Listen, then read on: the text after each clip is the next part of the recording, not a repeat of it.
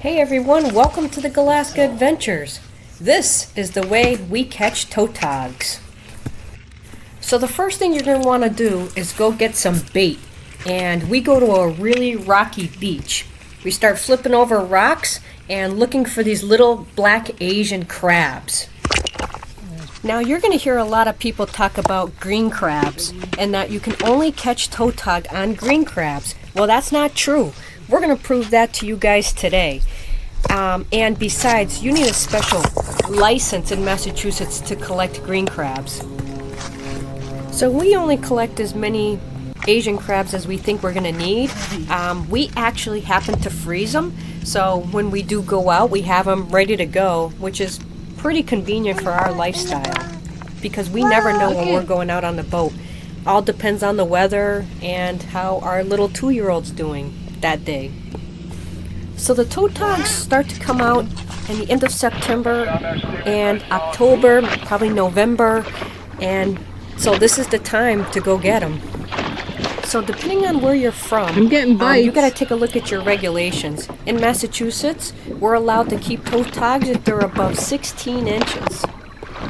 So the way I fish for these is I use a tautog jig, and it's pretty much just a colored big weight. And the color I use today is green, and I think it has some stripes on it.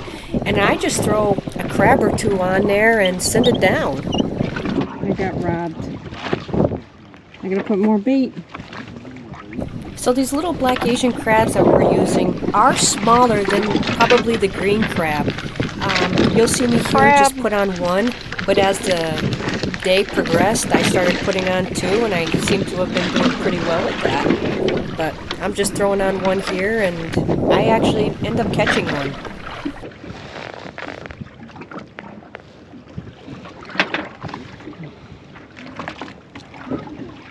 A little tip is keep these crabs as cold and frozen as you can. As it warms up, they do get harder to put on because the crabs just kind of fall off pretty easy. So that's why I ended up starting to put 2 on at a time.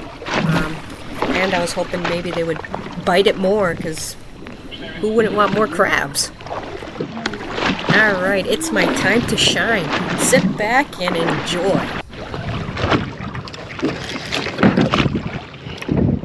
Fish on.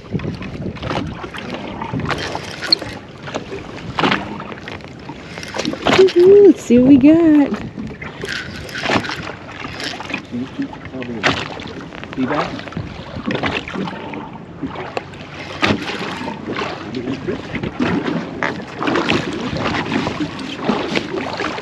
Well, I caught a tautog. Woohoo!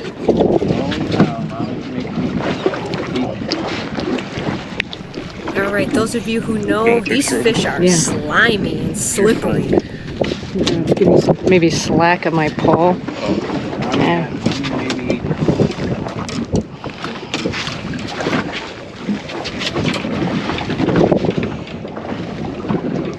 Ready? Yeah. Ready? He's not. Let me get a fish. I don't think it feels like a tautog. Might be. Well, maybe.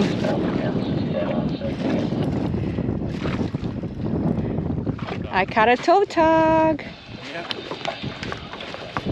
Woohoo! 2 for today. Oh wow, I didn't even catch him in the mouth.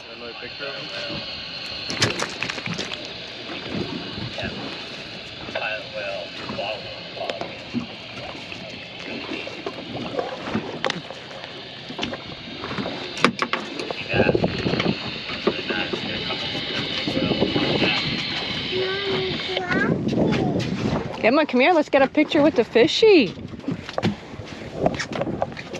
Yay! Yay! One. He's going back in. He's not big enough. No.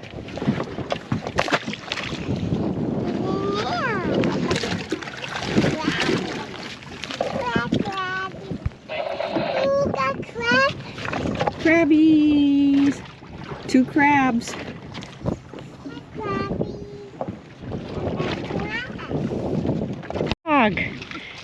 Pop. Yay! Little tautog for Ray. Wow.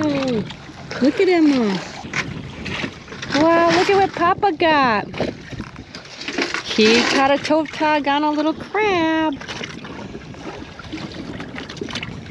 Today's October 4th. It's like a little one. Woohoo! Okay.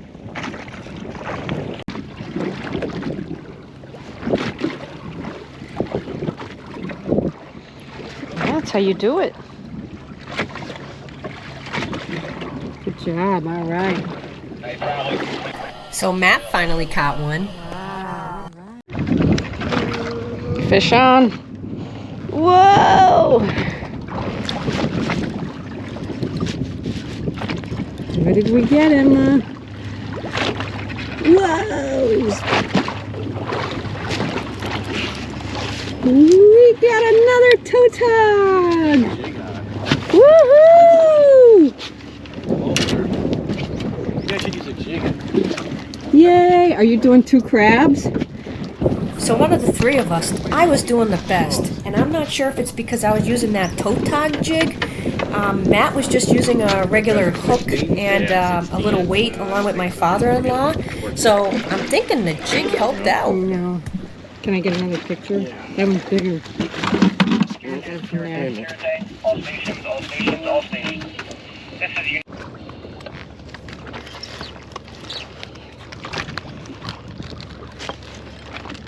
first tower you guys are on. So those of you who are interested, the water temperature that day was around 65 degrees. What do we got? What do we got? What do we got? Whoa. It's a tautog! I was thrilled. I was the only one catching these fish. And I'm very competitive, so I'm winning. I don't think it's big enough. Unfortunately, all these fish I'm catching were not keepers.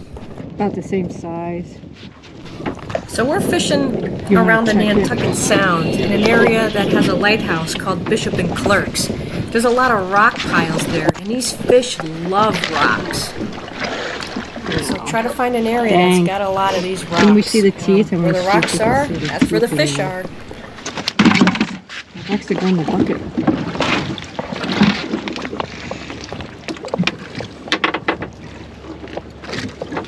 I'll let you. Yay. Okay. 4 for Mommy, Emma. 4 for Mommy.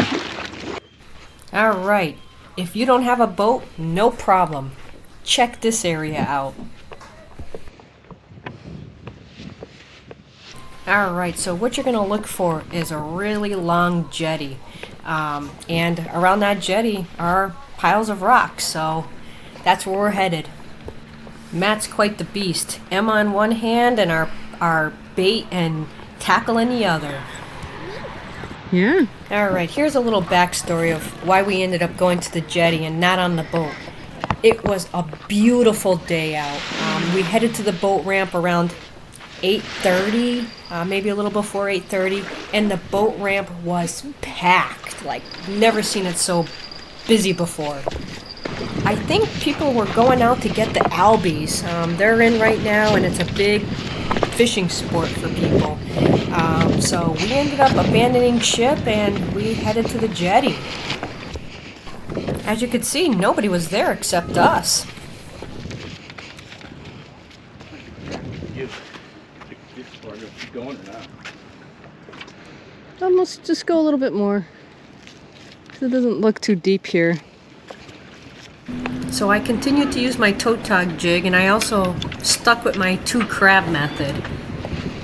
So Matt actually didn't use his tautog jig at all. He just put the crab on the hook with the little weight and sent it out. All right, let's see what Matt's got. So I guess the Tautogs could care less about the jig. Matt's got one on anyway.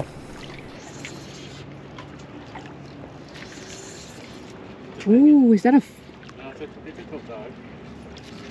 Ooh, it went and it went in the rocks. So Oh, we you were here got for him. only about a half an hour before Matt caught this fish. We actually only ended up staying here for about an hour, just because Emma and Ray were at the beach hanging out waiting for us. That's a big one. Woohoo! Don't lose them. Yay! There's gotta be 16, huh? Yeah.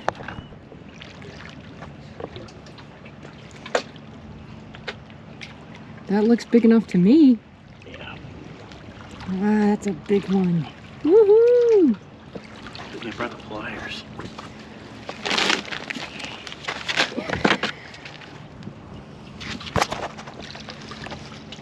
I guess we got a measurement case. Yeah. I think he's Wow.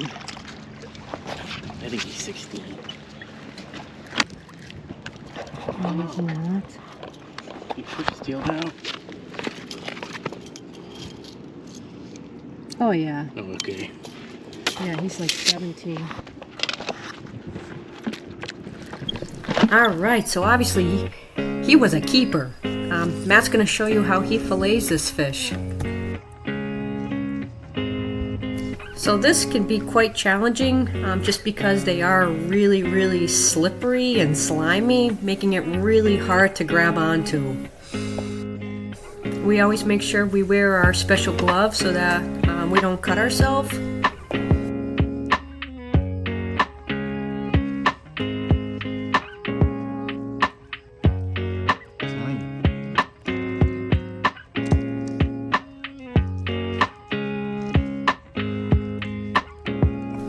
You can see Matt just kind of trying to work that knife around, let the knife do the work. That fillet will come off pretty easy. Once you're able to get a good grip, it goes pretty smooth. So this fish is actually pretty meaty. A lot of people like to use it for chowders because it stays together pretty well. It depends on what we're in the mood for. Sometimes we'll just coat it with some egg wash and then put some Ritz cracker crumbs on it and some butter and put it in the oven and eat it that way. But we have made chowders out of it and it's very delicious. This is a nice white fish, mild flavor. Like I said again, it's meaty, so it does stay together pretty well. If you're looking for a flaky fish, this might not be your first option. So the next thing we're going to do is take the skin off and take the bones out.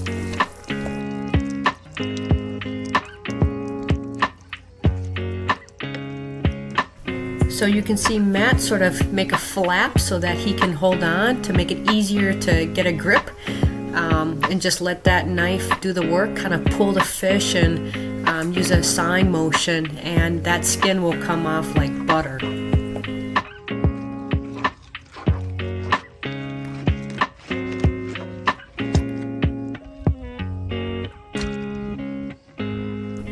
Alright, next thing he's going to do is feel for where the bones are, and we're going to just cut that section right out. At the end of filleting any of our fish, we take the gloves off, and with our bare hands we'll just rub our hands along the fillet just to feel to see if there's any bone sticking out that we might have missed. Obviously you can't get that feel with the gloves on. Alright everyone, thanks for watching. Please hit the like and subscribe button, and we'll see you on the next adventure.